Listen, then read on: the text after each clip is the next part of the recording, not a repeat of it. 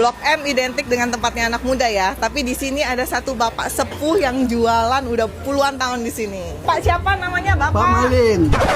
Bapak udah lama jualan di sini? Udah lama. Sejak kue, kalau masuk Blok M ini 94.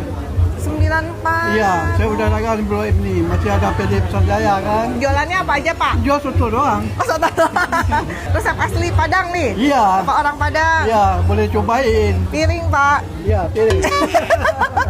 Bapak ini masak sendiri? Iya, saya sendiri masak. Semuanya Bapak siapin sendiri semua? Istri kan udah meninggal, jadi saya aja sendiri. Jadi si bapak nih dulu jualan sama istrinya, sekarang udah sendiri, tapi masih tetap semangat jualan ya bapak. Menunya cuma satu macam, soto Padang. Nah ini nih, soto Padang asli bikinan si bapak. Ini 30.000 udah sama nasi. Dagingnya tuh kering-kering gitu loh, kayak dendeng gitu. Kayak ini udah digoreng, terus dimasukin ke dalam kuahnya. Terus ada kayak lemak-lemaknya gitu. Makannya peresin jeruk. Nih kasih sambelnya yang merah.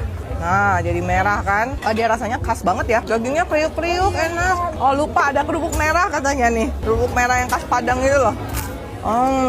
Tapi ini dagingnya juga kriuk-kriuk nih, enak nih. Enak sih, seger ini. Soto Padang Pak Malin. Yang mau cobain soto Padang Pak Malin di Pujasera Blok M.